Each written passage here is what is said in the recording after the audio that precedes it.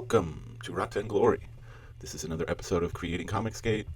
Today I want to talk about the raw, invigorating power of crowdfunding comics and why it is clearly the future of comic books. I want to start by checking in with several campaigns, all started this year, and it's exciting how well ComicsGate is doing right out of the gate. First up, we have Replicator. This is a remaster of issues 1 and 2. I know that there will be improvements made to issue 1, absolutely. That's a guarantee. I think included in some stretch goals, there may be some improvements as well to issue 2, I think primarily in the coloring.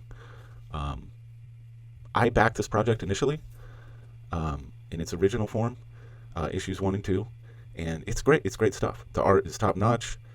The story, the writing, especially with issue 2, there was this leap forward in both the art and the storytelling, and this is a key component of what crowdfunding, the opportunity that it gives creators.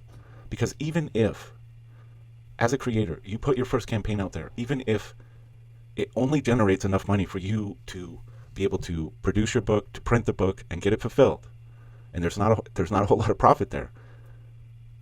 The key thing is that it's forcing you to do the work, to complete the book, to get it over the finish line, okay? And you're improving. Every time you complete a book, your artist is improving, your writing is improving, the letter is probably improving, the colorist is improving. Everybody's getting better. The more you do anything, you get better.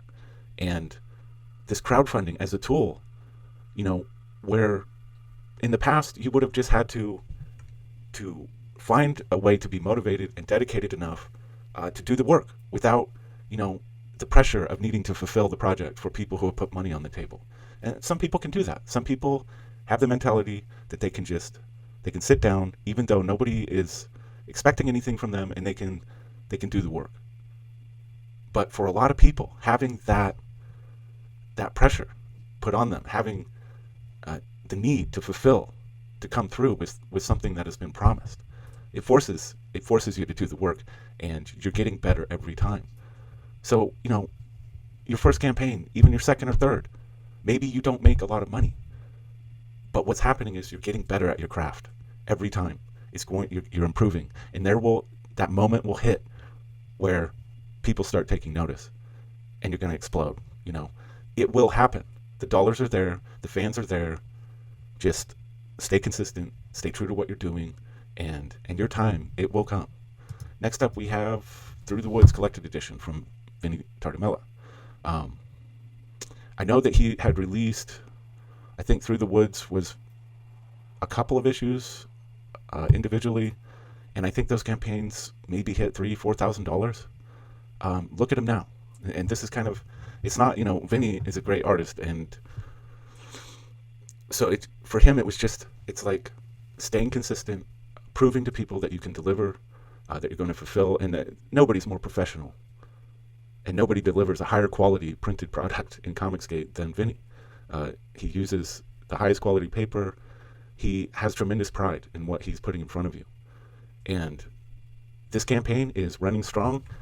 I really feel that it's going to cross the 20K mark. And look, for $40, you're getting a signed, hardcover, oversized edition of this beautiful work. This is something, you're not just going to put this on a shelf somewhere. You're going to put this on your coffee table. It's going to be that beautiful. And I highly encourage, if you haven't snagged a copy of this yet, go do that. Next up, Cash Grab. This is kind of, this is just iconic, beautiful ComicsGate.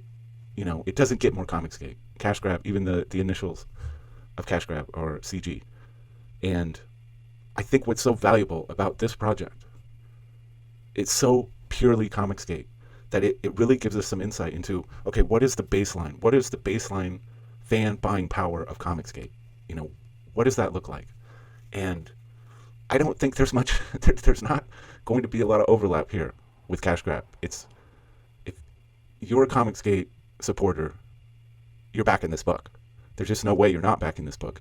And if you have any if you've bought into any of the nonsense about ComicsGate, that social media or mainstream media has pushed, you're not going to touch this with a 10-foot pole. Okay, so this is pure ComicsGate support right here, and 1,112 backers, on its way to 100 grand, and this thing is easily going to hit 150, with added tiers and final pushes. Who knows? It could do even better than that. But what is so encouraging is that every ComicsGate creator, this is what you have access to. This is the level of backing and support that you can achieve if you just stay the course, stay committed, participate, build your YouTube channel, be a part of the network. That this thing is so incredible because the creators are lifting each other up every day. They're promoting each other's work. This thing isn't built on jealousy or trying to keep the guy next to you down, right? It's not about thinking that there's this limited pie and the only way for you to get enough of it is to make sure that the other guy doesn't. No, this pie is getting bigger. It's growing constantly, and everybody is feeding into everybody else. This is what makes this thing so beautiful. It's so much fun to be a part of and to watch it happen. I don't think I've ever seen anything quite like it. Next up, and this is huge. It really can't be emphasized enough just what an accomplishment this is. Richard Meyer, your boy Zach, working with Chuck Dixon and Graham Nolan, and a lot of other, there's a lot of ComicsGate talent contributing to this thing. And of course, you got Sly, you have Stallone here, he's put his trust into this team. He's given them the Expendables football and said, run with this thing, score me a touchdown. And the fact that such a high-profile individual, someone who is greatly respected by so many people, has put his trust into Richard C. Meyer and this team to do this property justice, to sell it at a level, that is worthy. It speaks volumes, and it's driving SJWs insane.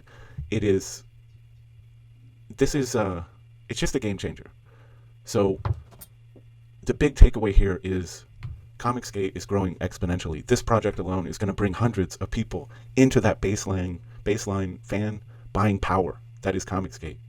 It's just increasing that pie. It's making it bigger. More dollars are going to be there for every ComicsGate creator because of this project. And this is true anytime a project succeeds. Okay?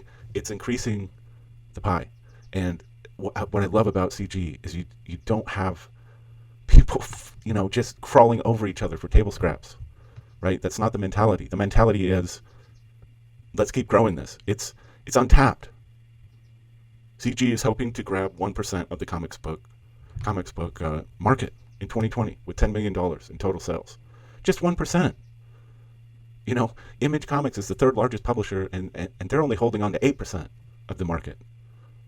In 5 years, ComicsGate could be bigger than Image. I really believe that.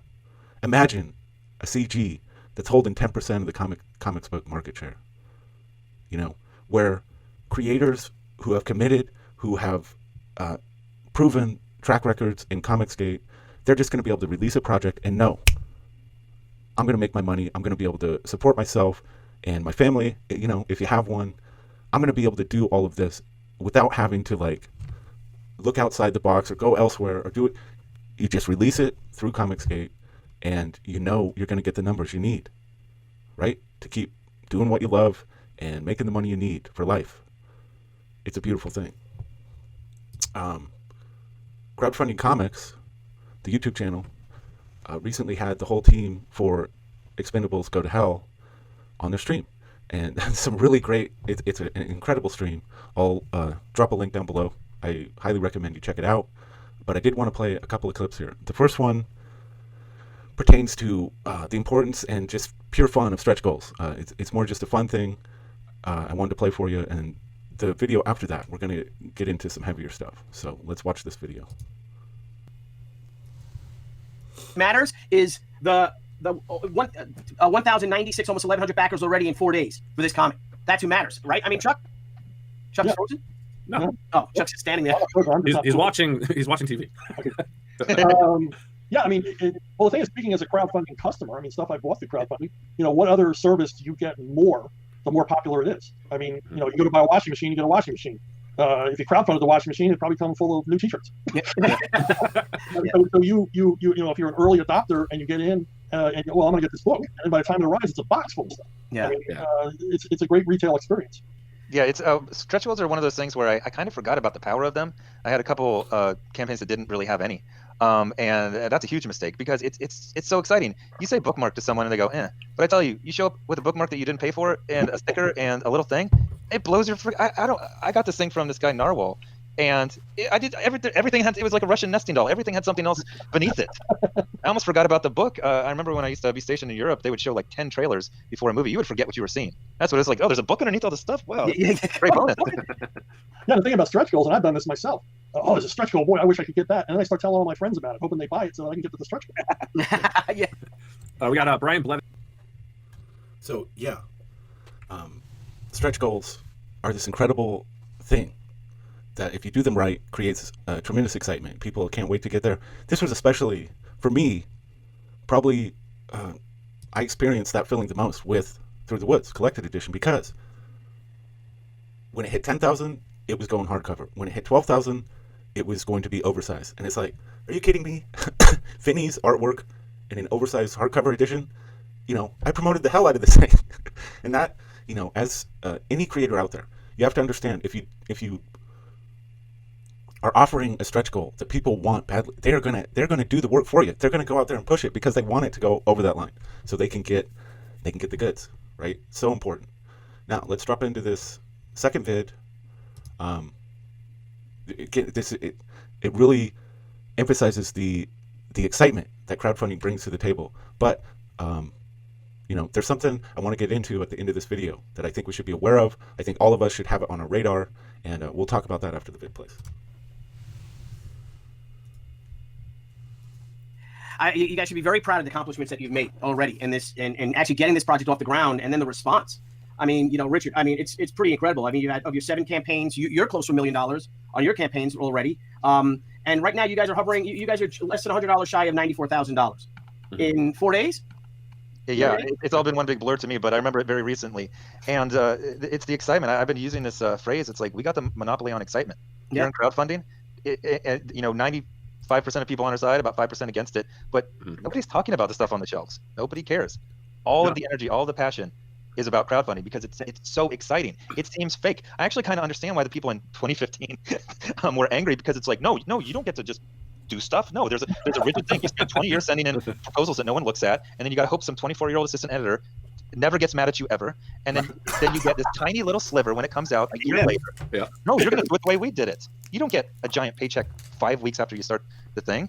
You don't get a simple, easy, open book that I can share with all the business partner. Here's everything on one page. Yeah, you don't get bonuses. Yeah, thankfully the gatekeepers haven't figured out a way to, quash this. I mean, they're already working their magic on Amazon, but they haven't been able to figure out a way to stop crowdfunding. Yeah. And I don't think there is a way to stop it, Well, I shouldn't say they haven't tried. They've tried. Oh yeah, they've tried, but the fans are, they're the ones keeping this thing going. I mean, you can't get any more personal than this. If you look at the point of view of a fan, where can they go to just go straight to the source, go straight to the creators that they enjoy, pledge that is something they're choosing. I want these items from them, and only a set amount of people are going to have them. And most of the time, many of the creators, make themselves accessible to the fans. Yeah. Okay. I mean, first off, yes, crowdfunding, it has a monopoly on excitement. There's no question about that. I love that line. It's so beautiful and it's so true. Nobody can deny it. It's so much fun to participate. You go on live streams, you're going to all these different channels, you're interacting directly with creators, watching them evolve and become and get better at what they do. And you're fueling them. You're giving your money directly to these passionate people. It's so much better. It feels so different than buying something from a corporate entity, where they're, damn well that they're sucking people dry. They're sucking their souls right out of their assholes, right? Half the time. They're not treating them right. They're not letting them be the superstars they could be for this very reason. I think artists, really, it needs to go back to where artists were just total and complete rock stars, with like Wizard Magazine. And that's, there's a project, CG Jumpstart, and I want to make a whole video about that because it's exciting, but it's going to bring back that wizard thing. And artists need to be rock stars. The big publishers are afraid to turn their artists into rock stars because once they're a rock star, they're going to like wake up one day and go, what am I doing? Working for this like producing, working my ass off, getting a tiny sliver. And I don't own any of the IPs. I don't own any of this. I'm building something for a corporate entity. It's not mine. They're going to break away. They've got this huge fan base, right? The rock stars are like, I'm just going to go do this myself. So they're scared to do it. With ComicsGate, with crowdfunding, artists get to be rock stars again. We're going to make that happen. 100%. Crowdfunding is so exciting. It is powerful. But here's the thing. The thing we have to be aware of is that because it is so powerful, because it is so effective, okay, it is becoming a legitimate threat to mainstream corporate production of things like comic books. Absolutely. You know, they're seeing hundreds of millions of dollars being siphoned off. They used to be theirs 100% because nobody had any options. You couldn't go anywhere else to get a quality comic book, right? Had to be from a big publisher. You just didn't have the choice. So they're seeing all this money walk away. And it's getting bigger and bigger and bigger. It's growing, okay, exponentially. The excitement is there. People are loving it. So the more of a threat this becomes, we have to be aware that at some point, these corporations, they're gonna try and pull this down. They're gonna try and wreck it. They are going to come at it somehow, some way, from some legal direction. They're going to try and tear down crowdfunding. And it's, you know, I think crowdfunding is the most powerful thing the internet basically, of all the things the internet has given us, crowdfunding as a tool, not just for comics, for anything, for everything. I think crowdfunding shows something about people, about, you know, the willingness of individuals to support other individuals in their passion, to create, to do things, to get things done. It is mind-blowing, okay, the power of crowdfunding. And I think it is a legitimate threat to mainstream, to corporate mentality, to that system of control. And we have to be aware of it. It has to be on our radar that at some point, these companies, they're gonna utilize their high-powered lawyers, their billions of dollars, and they're gonna try and tear this thing down. And I think we should be ready for it. I think we should be aware that they're going to do this at some point because they're not just gonna let all that money walk away and keep walking away as it gets bigger and bigger and bigger. They're going to do something. And I think it would behoove not just everyone, people. We have to protect crowdfunding as a tool, as a resource. You know, not to be like overly sentimental or whatever, but just as humanity. Crowdfunding is this amazing thing. It's helped. Think of all the times like it's been used for good, and it's just this incredible thing. And we need to be ready to fight for it, to protect it. You know, I don't think it would be a bad idea for ComicsGate to, you know, maybe at some point fund some kind of legal representation that, you know, in advance prepares for what I think is coming eventually, which will be an attack on crowdfunding. I don't know what the grounds will be, what the legalities will be, but I do think it will happen, and I think we should be ready for it. The more prepared, you know, let's not be blindsided by this. Let's not be naive. When corporations are losing hundreds of millions of dollars, there will be a reaction. Make no mistake about it. So I think that's everything I wanted to say. Thank you, ComicsGate. Having a great time. I love everything that's going on. It's exciting as hell. If you like the vid, please give it a thumbs up, subscribe to the channel, let people know about it. I'd really appreciate that. And I will see you next time.